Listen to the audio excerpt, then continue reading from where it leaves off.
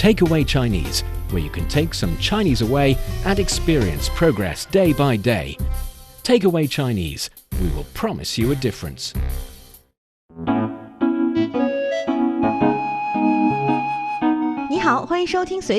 Welcome to Takeaway Chinese. I'm Niu Honglin. Joining me today, Steve Hatherley. Hello, Steve. Ni hao. Hi, thanks for having me back. Great to have you. Today, we'll continue talking about the things that make people curious about China. We had a good time last time. We were only planning on using those questions for one episode of Takeaway Chinese, but we got chatty ourselves. Yes. Because the questions were so good, and we're going to continue on with more of those questions today. Yes, and I have to say, many of the questions which are answered by a lot of Chinese netizens, those are really good answers too. They provided examples, and also some of the answers are funny, and we like to share those as well. So for our dear listeners, if you're interested in Chinese culture and you want to get a grip on the Chinese language, then this is the show for you. Stick with us for 30 minutes and you soon see the rewards. And for more fun Chinese learning, follow our Facebook page, Learn Chinese, to watch many fun videos and live streams. But now, let's provide you with some free Chinese for takeaway.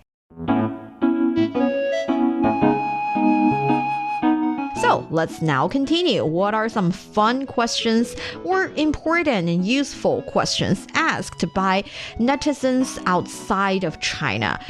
One question that got my attention was related to gift giving. It says, hello, I am American. If I am invited to a Chinese household for a meal, what should I do? Would bringing something be considered impolite? In the US, I usually bring wine or spirits. Yes. What would you say? Well, when you visit someone's home in China, be sure to bring a clock and an umbrella. That is a really good answer. You know your way. That is an ironic answer. I hope you did not turn off your radio or however just after that answer. After that sentence. I hope you are not packing your luggage right now and not listening, because I was being sarcastic. Those are two things that you should not give to people here in China as a gift. But I don't know the answer to that question. When you do visit someone's home, first of all, I'm guessing it's polite to bring something. Mm-hmm. Does it matter what that something is? Actually, no, it doesn't matter. Or let's say it depends on the occasion. If it's a dinner party, if it's a housewarming dinner party, if it's for two newlyweds, if it's for a baby birthday party. It just all depends. All depends. Something appropriate for the context of the situation. Exactly. But what you do need to think about is, or one thing that is different or you might find surprising would be the attitude of the receiver of whoever you're actually visiting. Because I know in a lot of cultures, it is considered polite to open up the present right at the giver's face, right? But in China, it depends. Again, I think started from my generation, for example, it's definitely okay to open it up. Okay. But for my parents, they would not open up the gift right there, right then. Because it's like, I'm only inviting you because I consider you as a very important friend, not because I want your gift. And if I put too much emphasis on the gift, it's kind of like saying I value the gift more than I value you. It's that sentiment. But for our generation, we're like, I like you, so I like your gift. Yeah, right. So it's fine. Yeah, right. So I guess the key there is if you do bring something for someone, and if they don't open it immediately, if they just put it off to the side. It doesn't mean they don't like it. Yeah, don't be offended by that. Exactly. Yeah, it's just kind of how people do it here. Yes, and by the way, in Chinese, present is called 礼物. 礼物. Yes, 礼 is the same character with, for example, 礼节, that is ceremonial, and 物 is an object. Also, 礼物的礼和礼貌的礼是同一个礼, so it's the same character in polite as well. So something to show that you are quite polite, you are honoring the occasion, that would be a present or a gift. So 礼物. How do 礼 is polite? 礼貌 is polite. 礼貌. Li Mao is polite. Okay. Li Wu is gift. Li Wu and Li Mao. Yes. Yeah, that's a really good question because you never want to, like I said, the clock or the umbrella. I mean, I don't know who gives an umbrella as a gift to someone anyway. But anyway, just it's good to know, right? So for the context of the situation, can I add a question that I get asked sometimes? I got this question when I moved to Korea. I got this question when I traveled to Southeast Asia, to Indonesia and the Philippines and other countries. People often ask me, oh, are the people nice? And I always just answered the question like, yeah. But now the more that I've traveled and the more cultures that I've seen and the more people that I've met, the obvious answer is yeah. But people always ask that question. Why? You've never heard that question before? Like when you traveled to America or somewhere, people didn't ask you, oh, what are Americans like? Are they nice? They didn't ask you that? Yeah, they ask me that. Right? But I don't know. Why? Because people don't know, right? Okay, let me rephrase my question about this question. How else would you answer? Yeah, right. But people... Or how do you define not nice? Do they have to stare at you or attack you or something? What? Yeah. No, but it's a common question. It is a common question. Everywhere I've gone, people have asked me, oh, what are the people like? And it's a really common question. But the answer is always, yeah, they're nice. Yeah, Chinese people are really, really nice. If you're out in the streets and you look lost and you ask somebody for help, they will 100% help you out. Same thing goes in every country I've ever been to. Why? Because human beings are generally pretty nice. So that's always the answer. But I always, when I was younger and traveling, I would give an answer like, yeah, they're nice. They're really nice. If you need help, they'll ask. Now that I've gotten a little bit older, my answer is, yeah, of course they are. Of course they are, yes. Of course, everybody's nice. I think some part of the reasons people ask this question is because sometimes I feel like on the internet, people are not that nice. In real life, people are, like you said, generally nice and polite and willing to help. But on the internet, sometimes people can be a little bit harsh, can share some almost vicious comment about strangers. Maybe. I mean, I just attribute it to the 好奇, the curiosity that people have. And the number one thing that people tend to be curious about is whether or not they're nice. People, just in general. And I guess if they're looking for a question, then that's just kind of an open-ended question that people can ask. Yes. All right. So another question here is, the questions are getting more and more detailed, which is fun because I think detailed questions would actually reflect our daily lives. Excellent. And this question is, silly question for Chinese friends. Do Chinese people eat a lot of fried foods? And if so, do Chinese people have health conditions because of it? Can you answer that? Part 2 of your question, I don't have access to the 1.4 billion medical records that exist here in the country, so I don't know. But in terms of fried food... By the way, fried food, 油炸食品. 油炸食品. Literally, 油 is oil.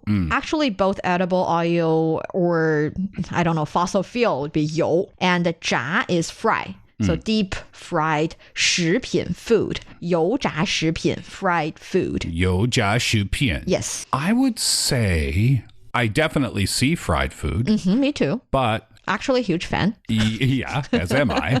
But you don't see it that often, do you? I know dumplings are often fried, but not always. No, not always. Right? They can be steamed. Boiled. Or boiled, yeah. So, but you can get them that way. It's here. Definitely it's here, but I don't see it that often. Do you? You know better than, right? I don't think it's that often. Yeah. And also in China, actually, my feeling is that people's common perception about 油炸食品, about fried food, is that it's not healthy. We know it's not healthy, so we control the frequencies of having those. Though, again, I actually do enjoy it. I'm not having it more than, for example, once 2 weeks or once a month. Yeah, I don't see it that often. I mean, you can definitely find it easily, as a matter of fact. You can go onto your food app and find a fried chicken place in 2 seconds, but you just don't see it that often. And if you go to restaurants and watch what people are eating, you don't see it that often. But that being said, I do think a lot of the dishes, not all dishes, but a lot of the dishes can be quite oily, but that's how things are cooked for a lot of the dishes. And I think one thing is that in a restaurant, unless it's a fried chicken restaurant, then, well, you enter the restaurant yourself. In many other restaurants, you can always order something that is relatively contained mostly with veggie, and then you can have some boiled dishes, and then you can have some steamed dishes and some fried dishes and some pan-fried dishes. The choices are various, are abundant, so you do not have to choose only one kind, even for just one meal. That being said, my favorite restaurant in our neighborhood is a fried chicken wing restaurant, which is right up the street. Well, I am from Taiyuan, which is the provincial capital of Shanxi province, and one of my absolute favorite, top 3 restaurant in Taiyuan is a fried chicken restaurant. And I have to, one day, I'll definitely have to treat you with the fried chicken. I have never, ever find any fried chicken better than that anywhere. So I find that to be true about Korean food as well as American food. Like American food, you can find deep fried food a lot, but it doesn't have to be. If you don't want to eat it, you can easily find plenty of other things to eat. Yes. So I think that is partly because people's awareness of keeping ourselves healthy is also rising. And remember, we in our previous episode, we talked about 安全意识. That is the awareness of keeping ourselves safe. And 健康意识 would be the awareness of keep healthy. 健康 Yeah. That's 健康 healthy. Yes. 健康意识. 健康意识 Yes. So, being healthy, very important to Chinese people. Okay, so next question. Chinese friends, as China is so large, do you have different cultures in different provinces? In the US, we can have significant cultural differences between the various states. For example, people in the South and Midwest tend to be more chatty with strangers, while people in the Northwest are more reserved and keep to themselves. I wonder if you have something similar in China. What do you think? I think it's better if you answer that question. Well, I just want to know your, but you haven't been visiting too many places. Right. Maybe it's really unfair, but I would say yes, people definitely have different subcultures in different provinces. And I've asked that question a lot, and I'm looking forward to learning about the answer, but it just makes sense that the answer is yes, doesn't it? Ironically, perhaps, and this is true, I agree with the person who asked the question. I'm not American, but I've traveled to the United States a lot, to different states, and I agree with that. You just get a different vibe. Like if you're in New York City versus Los Angeles, California, or somewhere, or Northwest versus Southeast, it's a different vibe. Canada, oddly, it kind of feels the same in the majority of the country. I mean, slight differences. Like if you go to Quebec, obviously, then you're going to encounter French, right? Which you may not encounter in other parts of the country. Montreal is my number 1 recommended place to go in Canada. That in Quebec City, by the way. But just the general vibe of the country from the west to the east to the east to the west is, I think it's generally the same. I mean, you might find other Canadians that disagree with me. This is just my opinion. But back to China, is it so obviously different, would you say? Well, I think it's definitely different, but here in China we have a saying 十里不同风,百里不同俗. So 风俗 actually means customs or habits, and 十里 is 10 miles. 百里 is 100 miles. So 十里不同风,百里不同俗. Actually, it means that if 2 villages are separated with a distance of 10 miles, they may already have different cultures, different customs. So we cannot really just say, different provinces are different. Actually, different towns are different. Different villages are different. Even different families might be different. I'm talking about those extended, huge families. Sure. So it's even more distinctive than that. And I think it's partly because China has so long a history. And for a extended family, for example, maybe the family has its own history, its own stories, and its own come to be varying backgrounds. And for that extended family, which can sometimes be the population of entire village, it might already have something deeply rooted in its gene, in its culture. And I think that is why it can be so different. Yeah, and I think that's what makes a place special, right? I mean, I haven't experienced it in China, but that's one of the very cool things about the United States is that it's the same country, but if you go to one city, it might have a totally different vibe from another city. It makes you feel like, oh, you're in a different place, but in fact, you're still within the same borders, and it's one of the cool things about it. So that's something to be celebrated, I think. Yes, and by the way, culture in Chinese would be 文化. 文化. 文 is 文明, civilization, or 文字, language, or 文件, a document. So you see, it's related to words and language and documents and all that. And 化, 文化 together would be culture. Culture is 文化. 文化, culture. So another very important reason, actually, is that China has, well, for those of you who are not that familiar, China actually have 56 ethnic groups. And when it comes to regional differences, different landscape and climates, and those who are living in, for example, Yunnan, I really enjoy Yunnan. Its climate is very pleasant, and it has a lot of different ethnic groups. Then definitely it would be very, very different food and festivals. And for those who are, for example, in Xizang and Xinjiang, for example, they also have many, many ethnic groups. And a province, for example, or a city, or a autonomous region, or a prefecture is dominated by a certain ethnic group, then it can be really, really different from the others. Yeah. I mean, again, that's something to be celebrated, isn't it? It makes it more fun. There's a dance song, an electronic dance song from a while ago. I forget who sang it, but the lyric says, if everybody looked the same, we'd be tired of staring at each other. That is a good comment. So having diversity and having different cultures within your own country is a really cool thing. Yes. And some other questions are a little bit more specific to the accident happened recently of the so-called TikTok refugee, but we know that TikTok is back in use, but still many Americans specifically went on to Red Note, which is 小红书, by the way. 小红书. Yes, so 小 is little, 红 is red, and 书 is a book or a notebook. So little red note or little red book, 小红书. They went on to 小红书 to ask all these questions. And they are asking about why Chinese people are, quote unquote, demanding them to post their cats on Red Note. Do you know the answer? Well, that was called the cat tax. The cat tax. Why cat tax? I don't know. I don't know, actually. Why the cat tax? Because cats are cute. Cats that's it? Oh, well, that okay. is just the answer. The reason I'm raising these questions is because we've seen some people who are not that familiar with or at all familiar with the Chinese internet are asking whether or not Chinese people are nice to animals, to pets.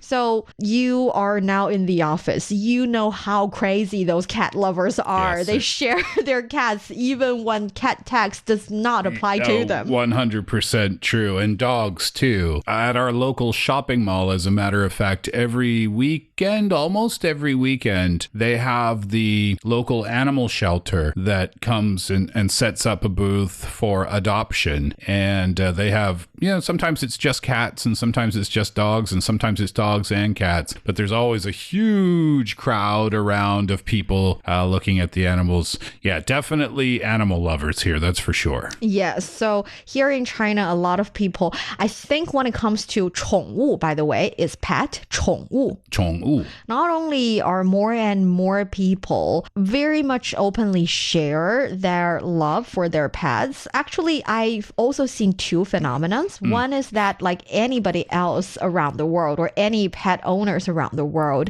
people here in China also treat their pets like they treat their kids. Family member.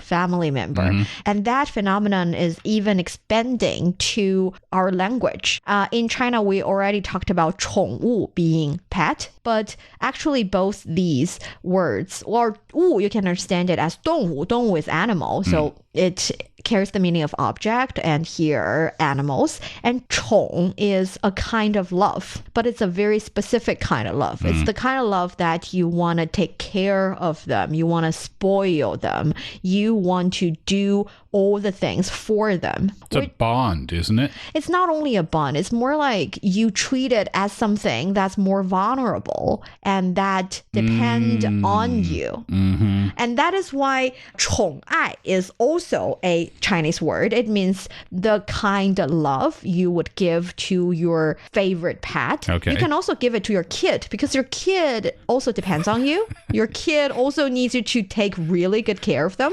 You might argue more than your pet. But my point is, it's a very special kind of love. Sometimes people would even want a little bit that kind of love in their romantic relationship. I mean, of course, we're all independent. We love each other and support each other. But occasionally, pick a day to love your spouse the way you love your pet or love your kid. That is to spoil them, to take care of them, treat them like they cannot fetch their own water. They cannot order their favorite dish. Do that for them. And in Chinese, we call it 宠爱.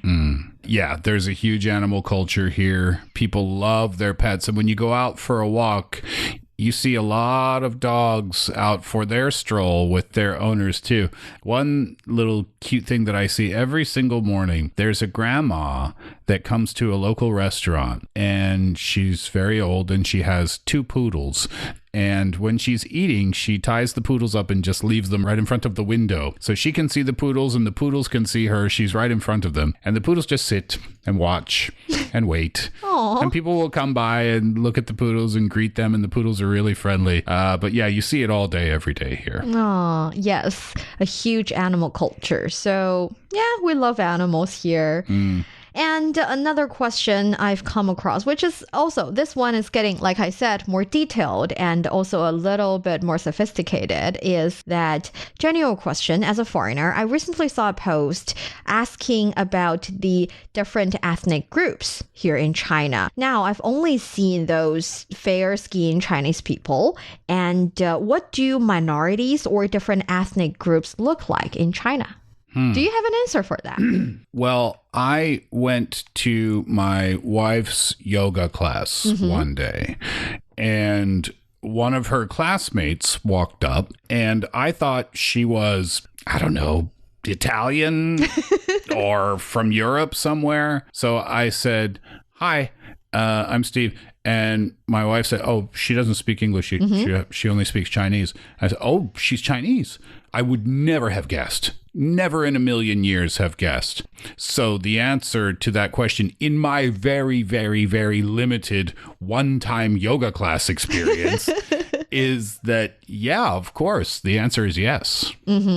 Actually, when it comes to different ethnic groups, I think one answer from one netizen is very interesting. They say that you can kind of understand it as China is like, you can compare different ethnic groups in China to different countries in Europe. They're not that different. They do not look that different in the sense that they're still the same species. Like, we're yellow, you're Caucasian, we have people from Africa. Just where China's ethnic groups are not that different in, for example, the color of our skin or the color of our eyes or the color of our hair. Of course, for Chinese people, we can tell the difference. We can kind of sense, but it's only specific to certain ethnic groups. For some ethnic groups, we cannot even tell. And like you said, there's also the occasion that you can never guess it's actually a Chinese person. You talk the one from your wife's yoga class. So instead of separating or differentiating different ethnic groups here in China with the color of our skins, it's more like the culture and the history of that exact ethnic group. Yeah, I mean, for me, people always think I'm Russian. Really? Always. Even the Russians think I'm Russian. It's true. Do you know? Well, I get Russia and English. Those are the two that I most commonly get, but I get Russia more than England. And I was at my apartment building where a lot of expats live, and there's a maybe pretty significant group of Russians that live in the building too. Very friendly, very kind people. And one day a lady came up to me and she spoke Russian. And I said, well, oh, whoa, I'm sorry, I'm Canadian. She said, oh, because my other Russian friend told me there's a new guy in the building. There's a new Russian guy in the building. And that was you. So I just thought you were Russian. I said, no, but I hear it all the time, the time. I cannot tell. I don't feel at all that you're Russian. Really? That's the thing. We, again, like I said, we don't really understand each other's perspectives. We can't really wear each other's shoes unless we deeply talk to each other. Exactly. And find that feature. And one last reason that I suddenly realize is that for a lot of ethnic groups here in China, we do not really have the idea of I can only marry people from my own ethnic group, which is why after so many years, actually a lot of those who are, for example, from not the Han ethnic group, they're not 100%, or their parents may be from different ethnic groups, and after one or two generations, also the differences in looking or in hair color, eye color, the skin color is not that distinct either. So yes, but definitely one thing I have to say is this is my own stereotype, and maybe I'm being super biased, but I feel like besides the Han ethnic group, which is my ethnic group, all the other 55 ethnic groups here in China, people in those ethnic groups are super talented in dancing and singing. You're just really good at that, and I am not. And well, that's not your ethnicity. That's just you. You're right. But I feel like they're just really good at it. So for those of you who are interested in coming to China, taking a tour, visiting different places, yes, the cultures of different ethnic groups, the very colorful, unbelievably beautiful clothing and hairpiece, and those silver, shiny, the very beautiful silver, I would assume expensive tiara and everything. Those are something that are also China. It's a very important part of China that I encourage you to experience. Very cool. And that brings us to the end of today's Takeaway Chinese. Thank you very much for being with us the entire time. This is Niu Honglin with Steve Hatherley. For more episodes of the show, you can visit our website at radio.cgtn.com and go to the column podcast. You can also listen to the show and read the script there. Find us wherever you listen to your favorite podcasts. Just search for Takeaway Chinese. Don't forget to leave your questions, comments, and ratings. 感谢收听，我们下次再见。 Thank you. 谢谢. See you next time.